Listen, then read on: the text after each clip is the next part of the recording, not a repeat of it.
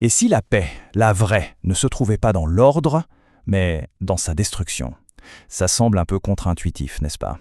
Pourtant, c'est le paradoxe fascinant qu'on va explorer ensemble à travers un rituel vraiment particulier des moines tibétains, celui du mandala. Alors imaginez la scène à l'instant. Des moines, penchés pendant des semaines, parfois même des mois. Leur travail, déposer du sable coloré, grain par grain. Une patience infinie. Et avec ça, ils créent un mandala. C'est un symbole incroyablement complexe de l'univers. Chaque geste est une méditation. Chaque couleur a sa propre attention. C'est une œuvre d'art totale. Mais attendez, le plus fou, ce n'est même pas la création, c'est ce qui se passe après. Une fois que ce chef-d'œuvre est enfin terminé, eh bien, un rituel assez unique commence. D'un seul coup, d'un seul geste, tout est balayé, fini. L'harmonie, la perfection, tout est détruit. Tout retourne à l'état de simple poussière. Alors là, forcément, on se pose la question. C'est le cœur même du paradoxe. Pourquoi? Pourquoi passer tout ce temps, mettre autant de soins, autant de précision, à construire quelque chose si on sait d'avance qu'on va le détruire? Derrière cet acte, il y a une vérité qui, disons-le, peut être un peu dérangeante. Rien, absolument rien, ne dure. Mais attention, ce n'est pas du tout un aveu d'échec ou de pessimisme. Au contraire, c'est une leçon fondamentale sur la nature même de la réalité. Non, cette destruction, ce n'est pas du nihilisme, loin de là. C'est en fait l'enseignement ultime. C'est une manière incroyablement puissante, presque brutale, d'illustrer un concept qui est vraiment au cœur de la philosophie bouddhiste. Ce concept, c'est l'impermanence. L'impermanence, ou anicca. Qu'est-ce que ça veut dire? C'est l'idée que tout, absolument tout, de la plus petite de nos pensées jusqu'à l'univers entier, est en constant changement. Rien n'est fixe. Et cet ordre stable qu'on croit voir partout, en réalité, c'est juste une photo, un instantané, une petite pause temporaire au milieu d'un immense fleuve de chaos incessant. Et comme le disait très bien le maître bouddhiste Ajahn Chah, quand on commence vraiment à comprendre et à intégrer cette vision du monde, eh bien quelque chose change en nous. Ce besoin qu'on a de s'accrocher aux choses, aux idées, même aux gens, commence tout doucement à se dissoudre.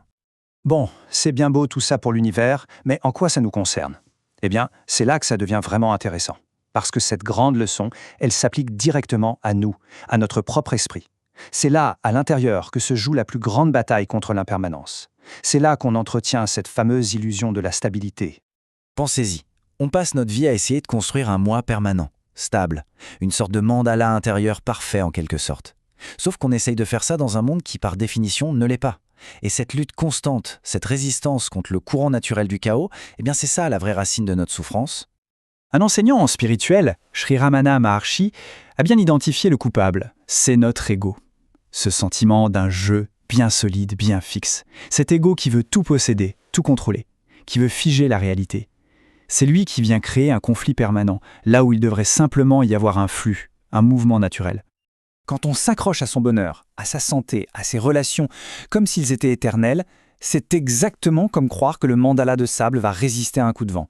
C'est tout simplement se préparer à une déception qui est, soyons honnêtes, inévitable. D'accord, donc si le chaos est inévitable et que la stabilité est une illusion, qu'est-ce qu'on fait? On est condamné à souffrir? Absolument pas. La solution, ce n'est pas de se battre encore plus fort contre le courant, c'est d'apprendre à danser avec lui. Apprendre à danser dans le chaos.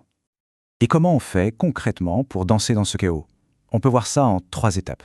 La première, arrêter de fuir les émotions difficiles, les accepter pour ce qu'elles sont, des nuages qui passent. La deuxième, lâcher un peu ce besoin de tout planifier, de tout contrôler. Arrêter de remplir chaque blanc, chaque incertitude avec les pires scénarios. Et la troisième, peut-être la plus importante, commencer à voir le chaos non plus comme un ennemi, mais comme un carburant. Le carburant de la réorganisation, de la création. Et là, on boucle la boucle. On revient au geste final des moines. En balayant le sable, ils ne font pas que se résigner au chaos. Non, ils célèbrent quelque chose de bien plus grand. Ils célèbrent la paix profonde qu'on trouve dans le lâcher-prise. Parce que c'est peut-être ça la vérité la plus importante de toutes. Notre état naturel, à la base, c'est la paix. Ce n'est pas quelque chose qu'on doit construire, qu'on doit obtenir en cochant toutes les cases d'une vie parfaite, non. C'est ce qui reste, ce qui a toujours été là en fait. C'est ce qui émerge quand on arrête de s'accrocher à tout. Donc la paix, la vraie, elle n'est pas dans le mandala fini, dans cet ordre parfait mais tellement éphémère. Elle est dans le geste de le balayer. Elle est dans la sagesse de le laisser partir, dans l'acceptation de cette danse éternelle entre la création et la dissolution. C'est ça finalement la grande leçon du mandala. Alors, une dernière question pour la route. Et si la paix, ce n'était pas une forteresse qu'il faut construire et défendre à tout prix, mais simplement une danse qu'il faut apprendre? Une danse avec l'impermanence, au cœur même du chaos.